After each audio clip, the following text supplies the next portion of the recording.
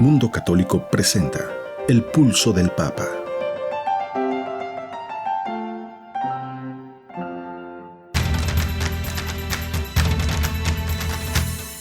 El Pulso del Papa, desde Ciudad del Vaticano.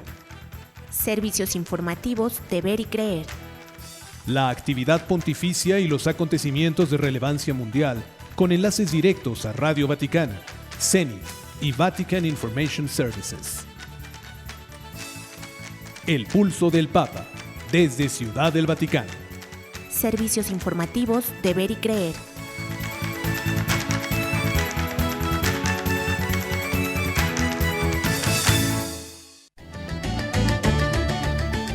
El Papa sostiene que Dios nos quiere hijos libres, no esclavos. Y pide oraciones por la paz en Irak.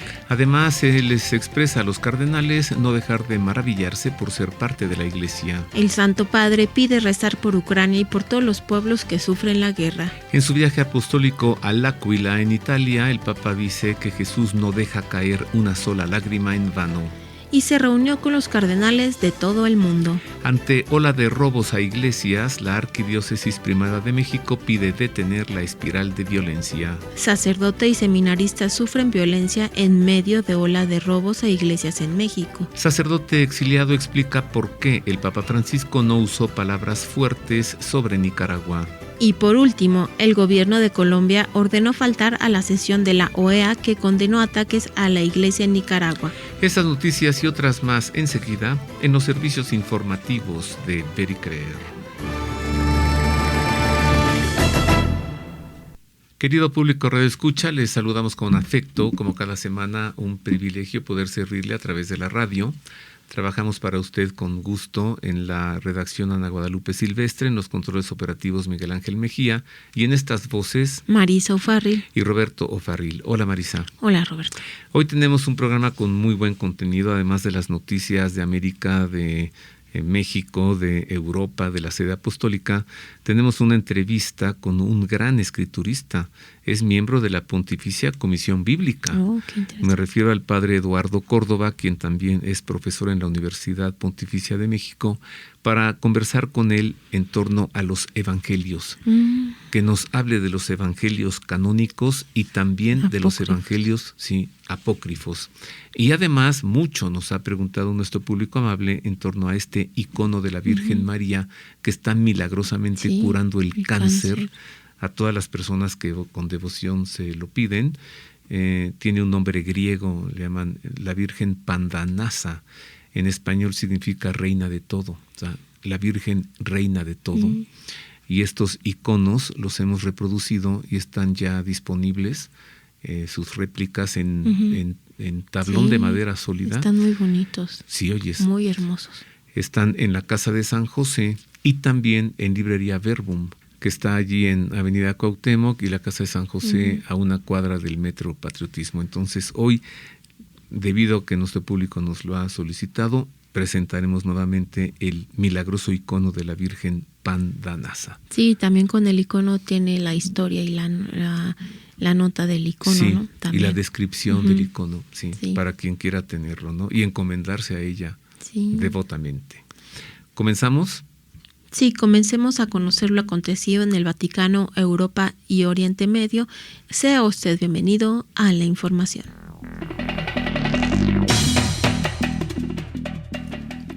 Iniciamos con información del Papa para informarle que al comenzar con una nueva serie de catequesis sobre el discernimiento, Francisco explicó algunos elementos indispensables para elegir correctamente y advirtió que Dios quiere hijos libres y no esclavos.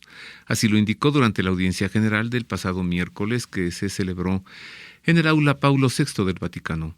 El discernimiento es agotador pero indispensable para vivir. Requiere que me conozca a mí mismo, que sepa lo que es bueno para mí aquí y ahora. Sobre todo requiere una relación filial con Dios. Dios es Padre y no nos deja solos, siempre está dispuesto a aconsejarnos, a animarnos, a acogernos, dijo el Papa.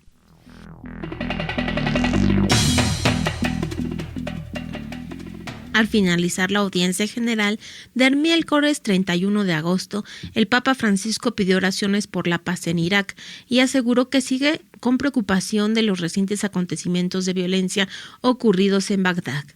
Sigo con preocupación de los violentos acontecimientos ocurridos en Bagdad en los últimos días. Pidamos a Dios en la oración que dé la paz al pueblo iraquí.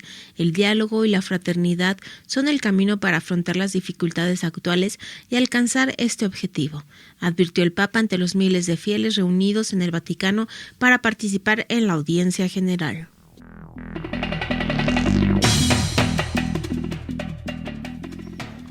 En más del Papa, Francisco pidió a los cardenales, en la misa que concluyó el consistorio extraordinario, no dejar de maravillarse y salir de esta celebración y de esta convocación cardenalicia más capaces de anunciar a todos los pueblos las maravillas del Señor.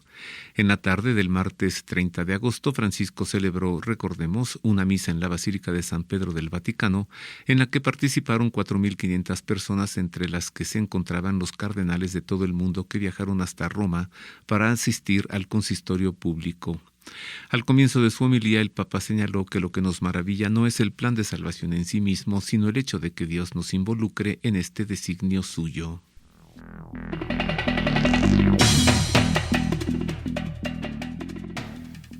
El Santo Padre dirigió el rezo del Ángelus el domingo 28 de agosto desde L'Aquila, la ciudad de Italia que en 2009 sufrió un terremoto donde 300 personas perdieron la vida. Durante el rezo del Ángelus, el Papa agradeció a todos los que participaron en esta visita, incluso a los que han tenido que hacerlo a distancia, en casa o en el hospital o en la cárcel. El Santo Padre recordó al pueblo ucraniano y pidió rezar por él y por todos los pueblos que sufren a causa de las guerras, y pidió que el Dios de la paz reavive en los corazones de los dirigentes de las naciones el sentido humano y cristiano de la misericordia. María, Madre de la Misericordia y Reina de la Paz, ruega por nosotros, concluyó.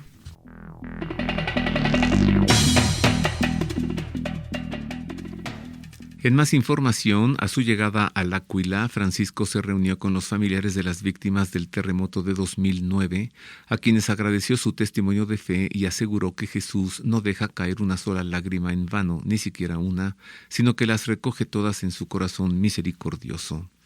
El Papa salió del helipuerto del Vaticano para viajar a L'Aquila. Debido al mal tiempo, Francisco aterrizó en la Piazza d'Armi, o la Plaza de Armas, en lugar de aterrizar en el estadio Gran Sasso como estaba previsto.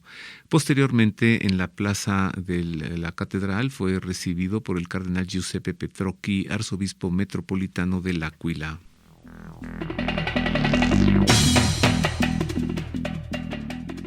En su homilía dirigido a los fieles presentes en la Basílica de Santa María in Collemagno de L'Aquila, el Santo Padre aseguró que quien sabe lo que significa perderlo todo puede atesorar el don de la misericordia. Tras su llegada a L'Aquila, el Papa Francisco realizó una visita privada a la Catedral de Piazza Duomo y más tarde se reunió con las familias víctimas del terremoto de 2009. Aquí se conservan las reliquias del Santo Papa Celestino V.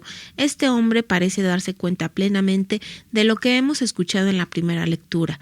Cuanto más grande seas, más humilde debes de ser y encontrarás gracia ante el Señor, aseguró.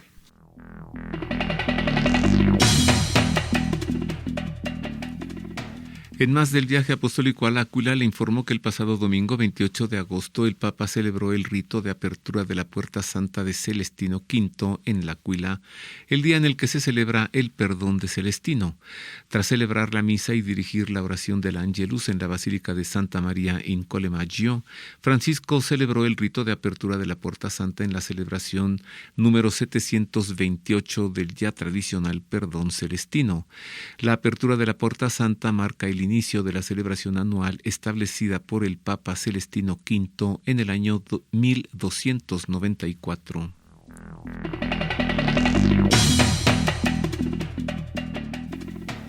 El lunes 29 y el martes 30 de agosto, el Papa Francisco se reunió en el Vaticano con los cardenales de todo el mundo para tratar el tema de la reforma del Vaticano. La Constitución Praedicate Evangelium entró en vigor el pasado 5 de junio, en la solemnidad de Pentecostés, y establece una serie de reformas en la Curia del Vaticano, cambios que se han ido realizando desde entonces. Según informó Vatican News, fueron 197 cardenales de los 226 miembros del Colegio Cardenalicio quienes estuvieron presentes en las sesiones de trabajo con el Santo Padre en el aula nueva del Sínodo.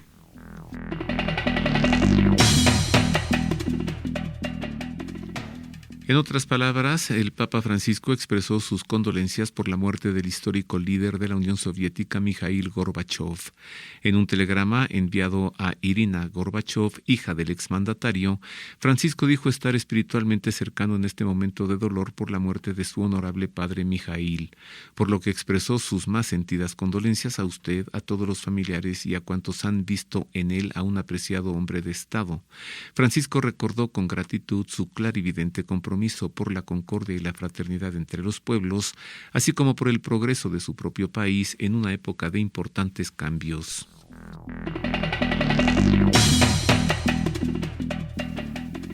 La plataforma Rezar no es delito organizó para el miércoles 31 de agosto un rezo público del Santo Rosario a las puertas de la Embajada de Nicaragua en Madrid, España, en solidaridad con la iglesia perseguida en el país y el resto de ciudadanos sometidos por la dictadura de Daniel Ortega, según detalló la agencia informativa Así Prensa. María Sánchez, promotora de la plataforma, la estructura del acto fue similar a las que vienen desarrollando a las puertas de negocios abortistas, en respuesta a la modificación del Código Penal que trata de amedrentar a quienes rezan y ayudan a las mujeres en riesgo de aborto a las puertas de estos establecimientos.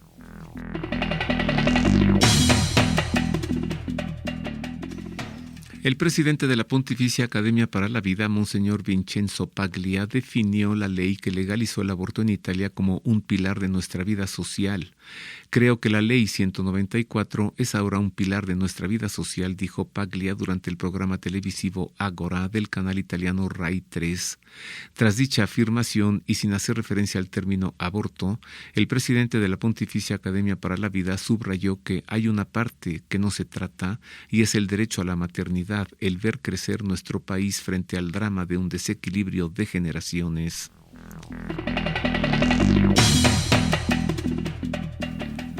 La Pontificia Academia para la Vida se pronunció el lunes 29 de agosto sobre las declaraciones a una televisora italiana de su presidente, el arzobispo Vincenzo Paglia, sobre que la ley que legalizó el aborto en Italia era un pilar de la sociedad. Un vocero de la Pontificia Academia dijo en un comunicado que Monseñor Vincenzo Paglia ha sido sacado de contexto. La intención de esta declaración no era un juicio de valor sobre la ley, sino afirmar que es prácticamente imposible derogar la Ley 194, ya que ahora es parte estructural de la legalización permitente, explicó Fabrizio Mastrofini.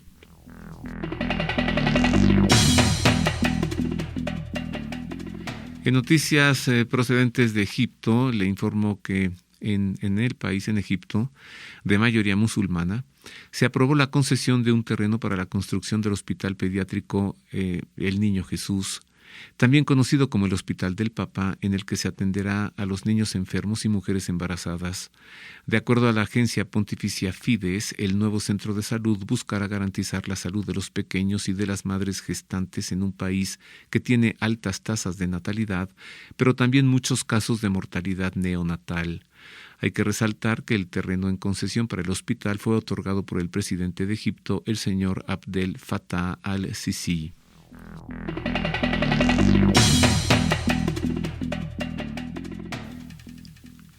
Y esto fue lo acontecido en el Vaticano, Europa y Oriente Medio. Más adelante no se pierda lo acontecido en América y México. Vamos ahora hasta Roma para entregarle a usted la crónica de la catequesis del Papa durante la audiencia general del pasado miércoles en el aula Paulo VI del Vaticano. El Papa dijo lo siguiente.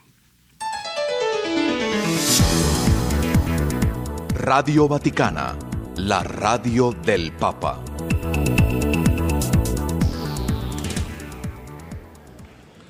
Queridos hermanos y hermanas, hoy iniciamos un nuevo ciclo de catequesis sobre el tema del discernimiento. Jesús nos lo presenta con imágenes de la vida ordinaria. El hombre que trabaja en el campo, los pescadores que seleccionan los peces. Estas parábolas nos presentan el discernimiento como ejercicio de la inteligencia y de la voluntad, en el que también se involucran los afectos. El hombre, al haber encontrado el tesoro, se llena de alegría y por tal motivo, habiendo sopesado bien la situación, vende todo lo que tiene y compra el campo.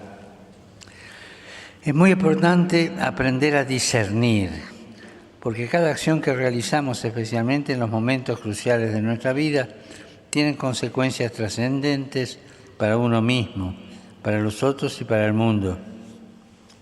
Así aprendemos a conocernos y a conocer y amar lo que es bueno en cada momento.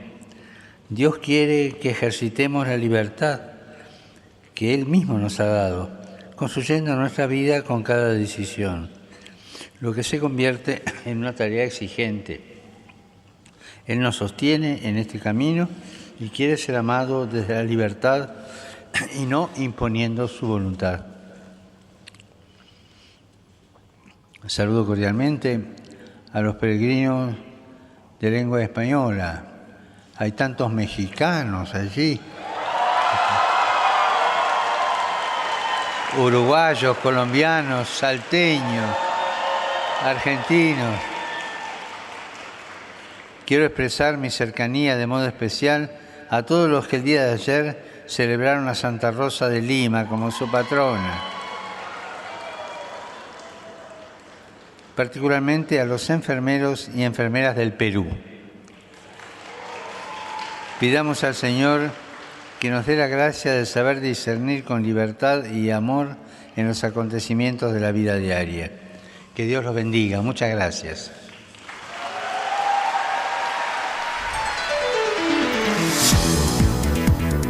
Radio Vaticana, la radio del Papa.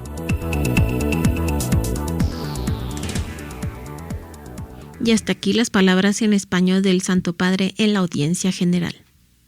Hacemos una pausa, queridos amigos, y regresamos para conversar con el Padre Eduardo Córdoba en torno a los evangelios.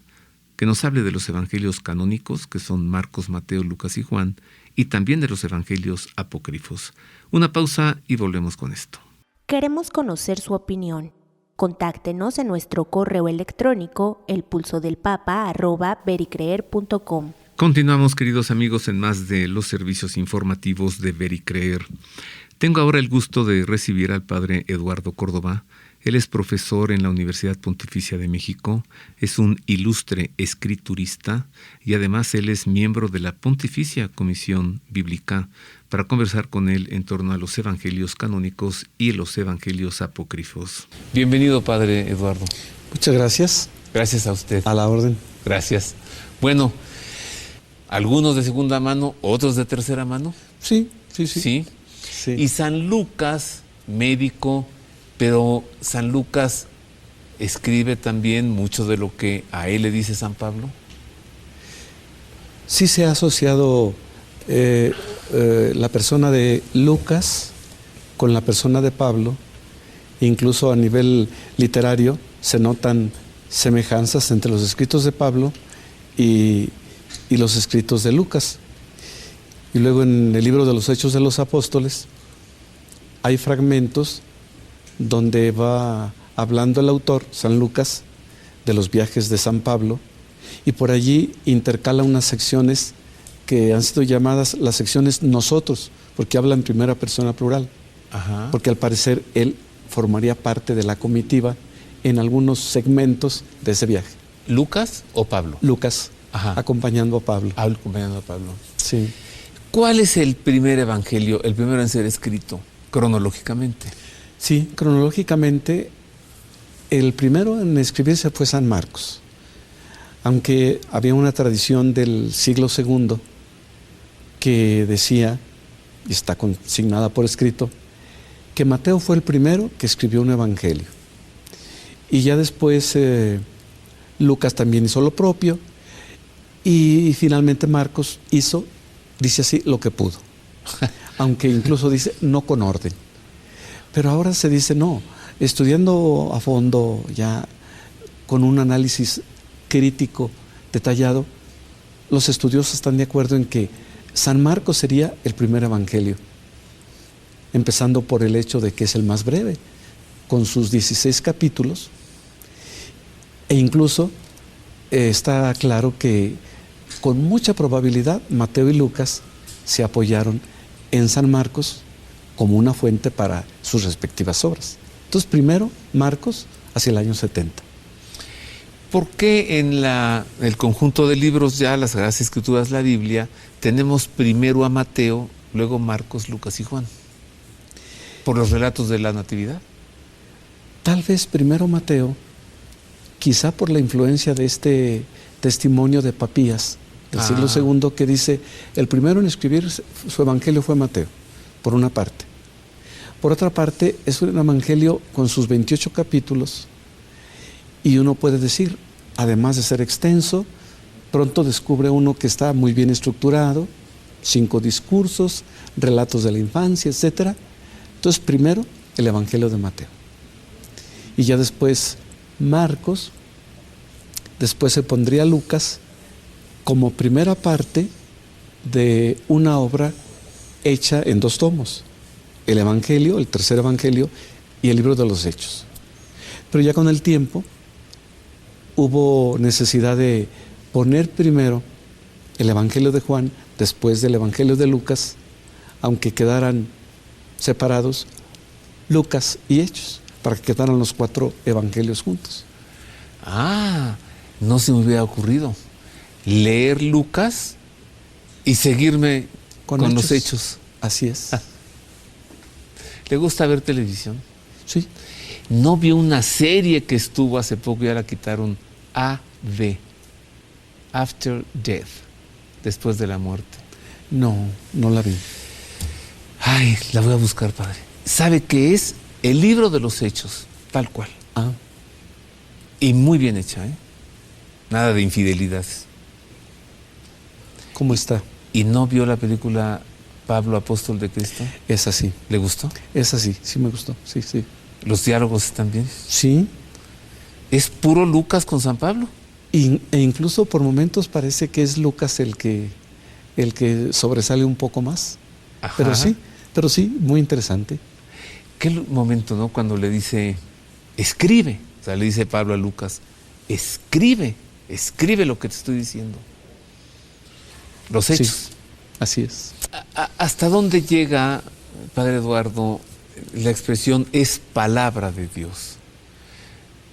¿Les guía la mano y no saben lo que escriben? ¿O hay una inspiración?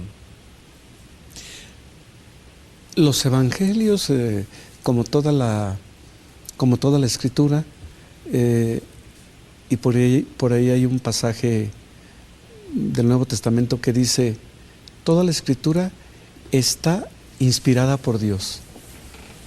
Ahí aparece un término griego, theopneustos, Dios espíritu, theopneustos, inspirado por Dios. Entonces, en el caso de los evangelios, como también en el caso de los libros de la Biblia en general, está la inspiración, pero no entendida tanto así como algunos le llamaron el dictado mecánico, así como que Dios inspira en el sentido de que dicta y el autor escribe. No, más bien los autores, viviendo en su ambiente, en su contexto, dentro de una tradición y un pueblo religioso, diríamos dentro del pueblo de la Alianza, experimentando a Dios vivamente, escriben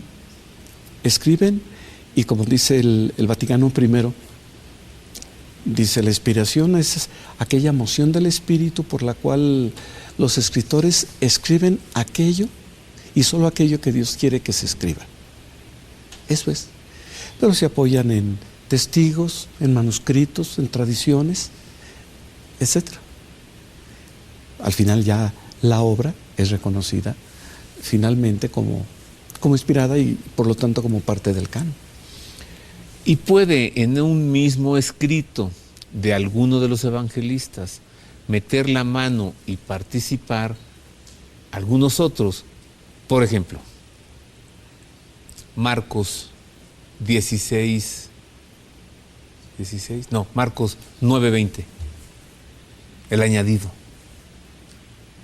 que no lo escribió él, que fue agregado después. Eso es. O Juan, por ejemplo, que al final dice, y nosotros avalamos y reconocemos que todo esto lo escribió Juan. Efectivamente, en el caso de los 3 evangelios sinópticos, sí se acepta así como la autoría de alguien muy personal. Evangelio según Mateo, según Marcos, según Lucas. Pero mencionaba usted el añadido de Marcos. El añadido de Marcos, capítulo 16, los últimos versículos. 9 a 20. 9 al 20, 16, 9 a 20. Terminaba el Evangelio, al parecer originalmente, en lo que parece ser la versión original, terminaba diciendo: las mujeres tenían sentimientos encontrados, de temor, quizá por los judíos, no sé, de temor pero de alegría porque había resucitado Cristo. Bien, entonces alguien diría: ¿cómo terminar un evangelio así? Entonces hubo un añadido, y en los manuscritos más antiguos hay diferentes tradiciones, 2 o 3, una más breve, una más extensa, pero la que prevaleció fue la de esos versículos, que no es sino como una recopilación quizá de los demás evangelios. Porque ahí dice: el Señor se apareció en otra forma a 2 discípulos. Alusión a Lucas 24 y los discípulos de Maús. También dice: se apareció primero a María Magdalena, de la que había echado 7 demonios. Exacto.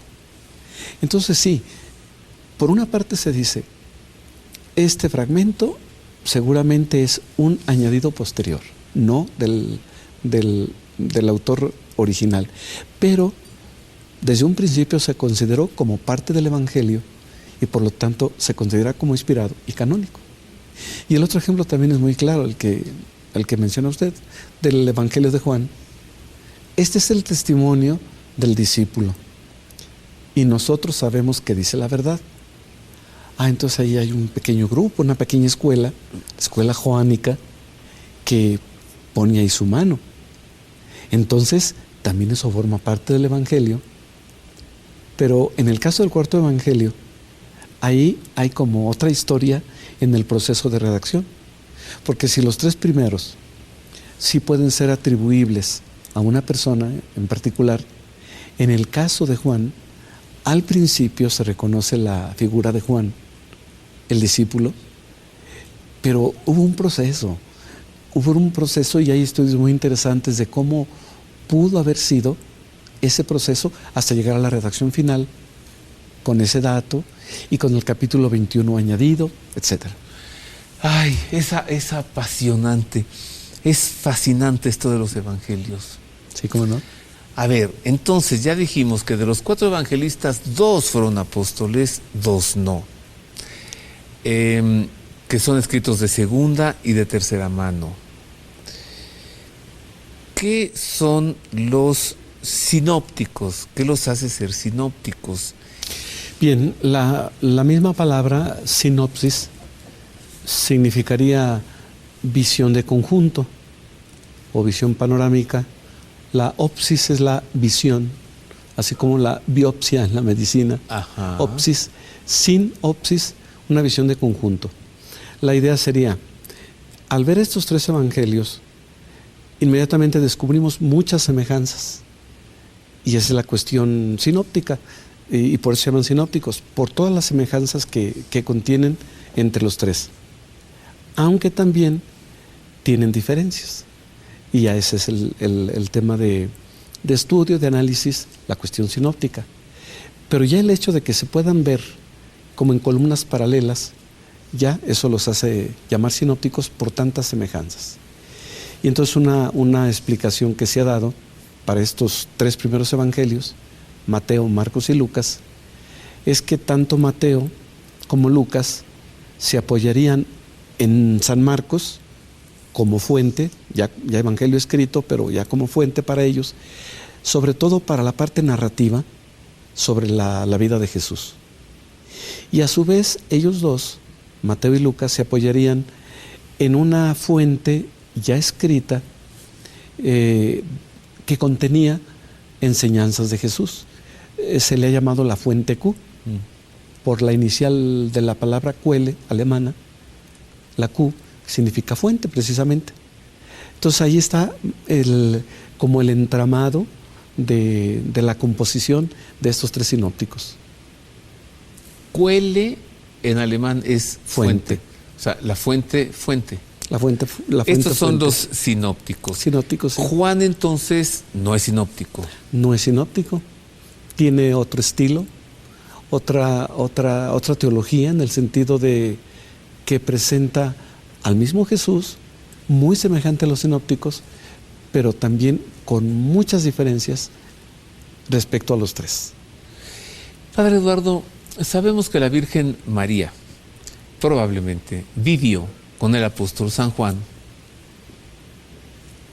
en Nazaret, pues el Señor se lo pidió en la cruz.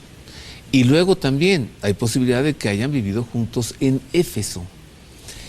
¿Qué posibilidades hay que de lo que escribe San Juan mucho le haya sido dado a conocer por la Virgen María? Y si así fuese, también habría tenido ella cierta influencia en los otros tres escritos, los sinópticos. Bueno, si vemos los tres sinópticos primero, San Marcos, que es el primero, no contiene relatos de la infancia, sino que empieza por el ministerio de Jesús, precedido por el bautismo, las tentaciones. Fue lo primero que se escribió en cuanto a evangelios, el de Marcos. Entonces Mateo y Lucas, apoyándose en la fuente Q y en Marcos, ellos, cada uno por su parte, decidieron añadir 2 capítulos al principio para hablar de la infancia de Jesús. Ahora, aquí entra una cuestión que es muy interesante, y es la siguiente. Lo primero que tomaría forma acerca de la vida de Jesús fue el relato de la pasión. Ajá. Porque fue lo último de la vida de Jesús. Porque fue lo más importante, si se puede decir, su pasión, muerte, resurrección, fue lo que más impactó y desde el punto de vista salvífico es particularmente relevante su pasión, muerte, resurrección. Y además, por ser lo último, estaba muy reciente en la memoria colectiva. Entonces pronto tomaría forma el relato de la pasión. Incluso por ahí un autor dice cómo, en opinión de él, los evangelios no son sino el relato de la pasión precedido de una larga introducción. Entonces, esto se aplica muy bien en Marcos. En el caso de Lucas, muy bien, toman a Marcos, tienen en cuenta la pasión, el ministerio de Jesús, conformado por la parte narrativa tomada de Marcos, la parte discursiva tomada de la fuente Q, y ellos añaden, Mateo y Lucas, relatos de la infancia, que son un género muy especial. Y ahí está, por cierto, un dato para decir por qué un evangelio fue aceptado y otro no. Un criterio era que el evangelio nos hablara de la vida, el ministerio y la pasión de Jesús. Si un escrito contenía solo enseñanza, claro, no era un evangelio. Solo la parte discursiva, sin parte narrativa. Así como es. Colección de dichos. Una antología de enseñanzas. Ay, padre, en 15 segundos, déjanos una gran conclusión. Una gran conclusión, si alguien tiene ese interés por conocer los evangelios, hay que comenzar por los evangelios canónicos. Si quiere profundizar, puede también, comenzando por lo poco y ampliando el panorama, continuar con los canónicos, con los apócrifos, porque eso nos ayuda a conocer el ambiente en que se desarrolló el cristianismo. Dios pague tanta bondad de su parte de venir y convidarnos de esta sabiduría que el Señor le ha dado. Y Muchas que usted gracias. se ha conseguido, porque bien que le ha costado trabajo estudiar. Muchas Muy gracias, bien. padre. Para servirles. Gracias.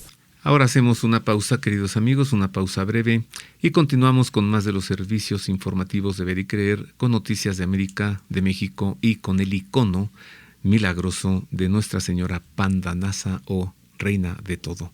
Volvemos con esto y con más. Háganos llegar sus sugerencias y comentarios a nuestro correo electrónico elpulsodelpapa@vericreer.com. Continuamos en más de Ver y Creer, ahora para entregarle noticias ocurridas en el continente americano y en México, así que nuevamente sea usted bienvenido a la información.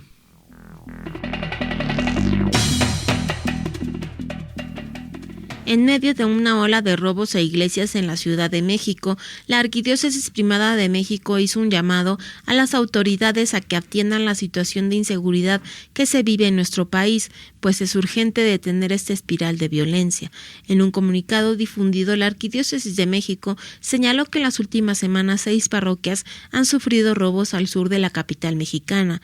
De acuerdo a la Arquidiócesis, las parroquias que sufrieron robos recientemente son San Lorenzo Diácono y Mártir en Huipulco, Santa María de los Apóstoles, Santos de América, Santo Cristóbal del Pedregal, Santos Reyes y el Señor de la Misericordia, la Parroquia de la Purificación de Nuestra Señora de la Candelaria y la Capilla del Niño Jesús.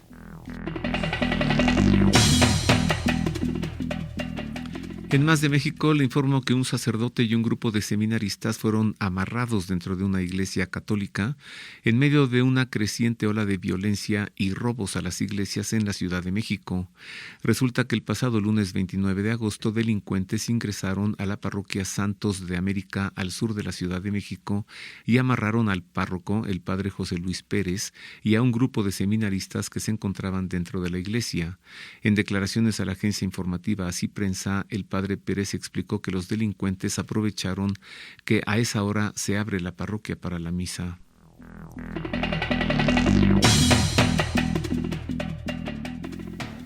Un sacerdote nicaragüense exiliado en Estados Unidos señaló que si bien el Papa Francisco no habló sobre Nicaragua de la manera que algunos esperaban, si hubiera usado palabras más fuertes, las turbas de la dictadura se habrían lanzado sobre las iglesias ese mismo domingo.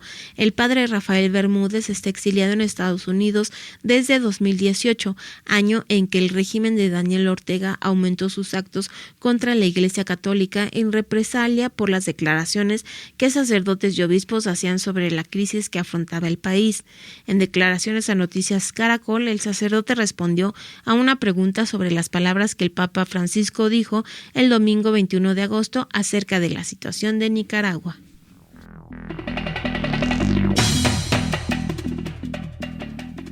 En noticias de Colombia, el gobierno del izquierdista Gustavo Petro ordenó que el país no asistiera a la sesión de la OEA, la Organización de Estados Americanos, que condenó la persecución de la dictadura de Nicaragua contra la oposición y la Iglesia Católica, reveló un medio colombiano. El pasado 12 de agosto, recordemos que el Consejo Permanente de la Organización de los Estados Americanos aprobó una resolución que condenó enérgicamente el cierre forzado de organizaciones no gubernamentales, así como el hostigamiento y las restricciones arbitrarias de organizaciones religiosas y de las voces críticas del gobierno y sus acciones en Nicaragua.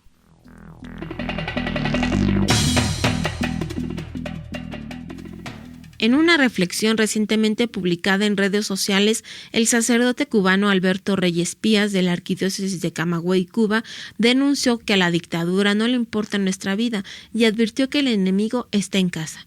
En su texto titulado He estado pensando que a Dios no se le pregunta por qué, el padre Reyes Pías duró crítico de la dictadura comunista en la que vive Cuba por más de 6 décadas. Dijo: creo firmemente que Dios nos ama y sabe lo que hace, y que nunca permitiría que a sus hijos llegara un sufrimiento inútil, porque nadie mínimamente bueno haría sufrir a otro ser humano por gusto, señaló.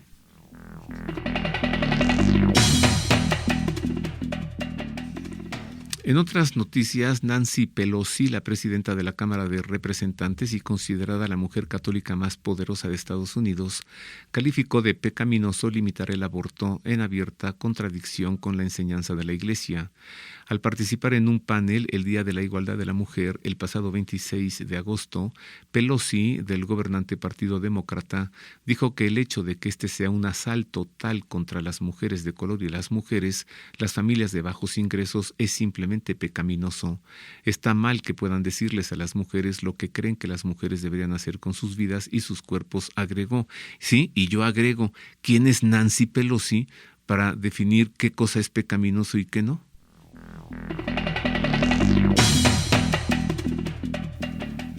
El arzobispo de Managua, en Nicaragua, el cardenal Leopoldo Brenes, no viajó al Vaticano para participar en el consistorio que presidió el Papa Francisco debido a los problemas de salud de su madre. El sábado 27, el Papa Francisco celebró un consistorio en el que creó a 20 nuevos cardenales y al que asistieron purpurados de diferentes partes del mundo. Sin embargo, el cardenal Brenes, en cuyo país la Iglesia Católica está siendo perseguida por la dictadura de Daniel Ortega, no pudo viajar a la Santa Sede.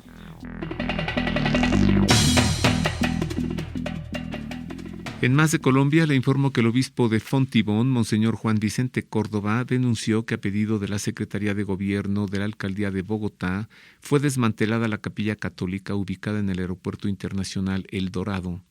El aeropuerto anunció en sus redes sociales que el espacio del oratorio católico sería modificado y adecuado como un espacio de culto y reflexión neutral, en donde serán bienvenidas todas las religiones. En una carta enviada al clero, Monseñor Córdoba explicó que la oficina jurídica de la empresa privada que administra el aeropuerto El Dorado, por concesión de la Aeronáutica Civil, le dejó una notificación escrita en que por decisión de la Junta Directiva se le pidió entregar el recinto.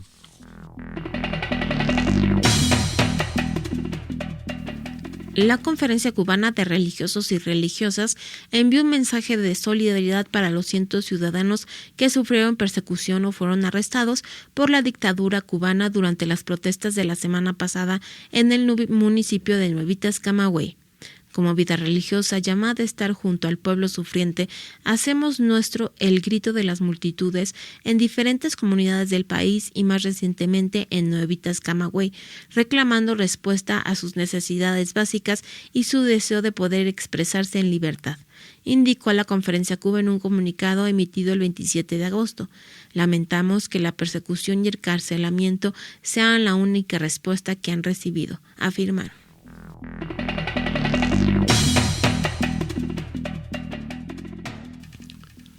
Y hasta aquí las noticias ocurridas en México y en América. Usted nuevamente ha quedado bien informado.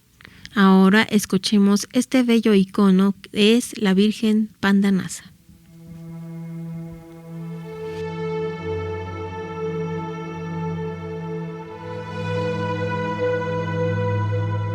El milagroso icono de la Virgen Madre de Dios, conocido en Grecia como Pandanasa y en Rusia como Alt-Tsaritsa, se conserva en el monasterio Vatopedi de la ciudad monástica del Monte Athos desde el siglo XVII y en Rusia 2 copias fieles del sagrado original desde 1997, una en el monasterio Novospassky, ubicado en el sureste de la periferia de Moscú, y otra en el monasterio femenino Vedensky-Vladichny de la ciudad de Serpukov, a 100 metros al sur de Moscú.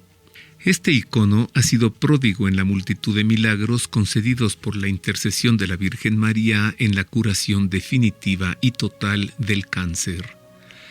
Escrito en madera sobre un fondo de oro, el icono presenta a la Virgen María de cuerpo entero, sedente sobre 2 almohadones en un amplio trono. De su señorial aspecto, que es el de una reina, se deriva su título de Pandanasa, del griego reina de todo, pues ella es a su vez un trono para su hijo, quien siendo el rey del universo, reposa majestático en el brazo izquierdo de la reina. Detrás de ambos, los arcángeles San Miguel y San Gabriel, identificados por sus siglas en griego, son custodios del divino niño y de su sagrada madre. De los arcángeles irradian aureolas delineadas en rojo, en tanto que del niño Jesús y de su madre emanan nimbos blancos circundados en rojo. La Virgen María viste túnica blanca como símbolo de su pureza y la cubre un amplio homoforion rojo oscuro con ribetes en oro que resalta su soberanía. 3 brillantes estrellas en sus hombros y en su frente manifiestan su perpetua virginidad. Sus finos ropajes los complementa un par de finas zapatillas rojas bordadas en blanco que reposan delicadamente sobre un mullido descansapiés también rojo. Con su cabeza levemente inclinada hacia su hijo, dirige una noble y penetrante mirada hacia quien los observa, mientras con su mano derecha le presenta solemne al Redentor del mundo. El niño Jesús, de amplias entradas en la frente y con arrugas que revelan su sabiduría, aunque es niño, luce con aspecto de adulto por la misión tan madura que habrá de hacer realidad. Viste túnica blanca como símbolo de la revelación y de la gracia y lo cubre un manto dorado correspondiente a su divinidad. Con su mano derecha indica que ha de resucitar al tercer día y en su mano izquierda envuelve el rollo de las escrituras sagradas que revelan que Él es Dios con nosotros. Una antigua tradición del monte Athos refiere un milagro de conversión obrado por este sagrado icono cuando un joven procedente de Chipre ingresó a la iglesia principal del conjunto monacal y comenzó a practicar un ritual de hechicería, pues era adepto a la magia negra y al ocultismo.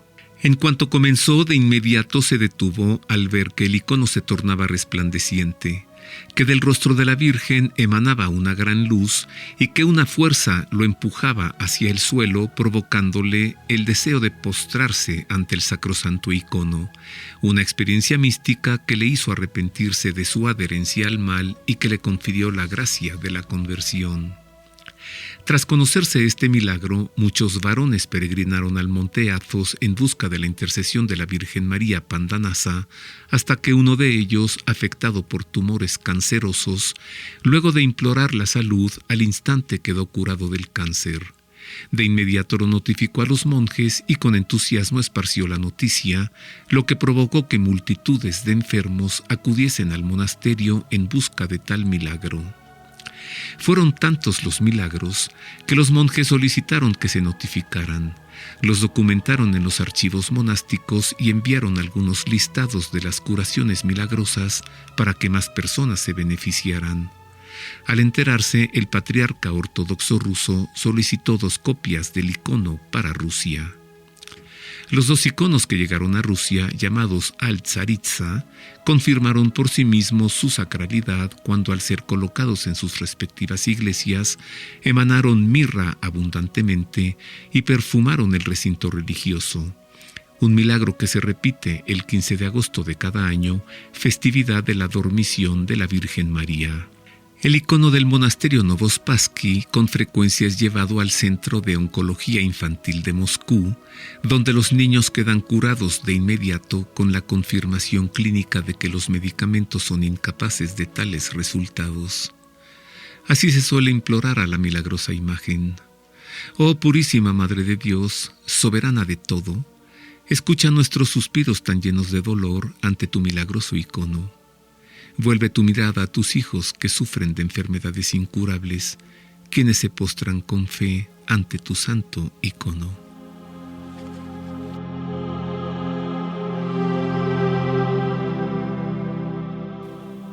Ya está aquí este bello icono de la Virgen Pandanasa. Bello y milagroso. Oh, sí. Porque desde hace 50 años está curando milagrosamente el cáncer, ¿verdad?, a las personas que con devoción se lo piden. Uh-huh. Y entonces, pues, se hicieron unas réplicas en tablón sólido de madera y unas están en la Casa de San José y otras en Librería Verbum. Uh-huh. Así que vaya usted y hágase de un icono de estos y pues pídele a la Virgen María para quien necesite un milagro de curación del cáncer. Uh-huh.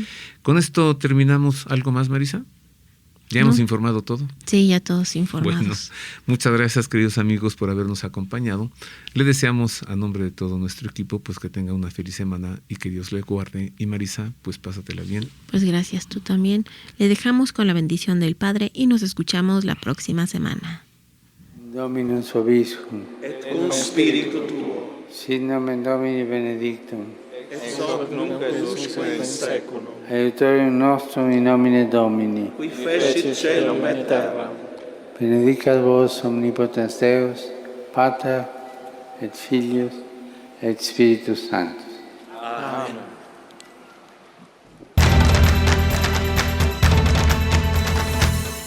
El pulso del Papa, desde Ciudad del Vaticano. Servicios informativos de Ver y Creer. La actividad pontificia y los acontecimientos de relevancia mundial, con enlaces directos a Radio Vaticana, Zenith y Vatican Information Services. El pulso del Papa, desde Ciudad del Vaticano. Servicios informativos de Ver y Creer.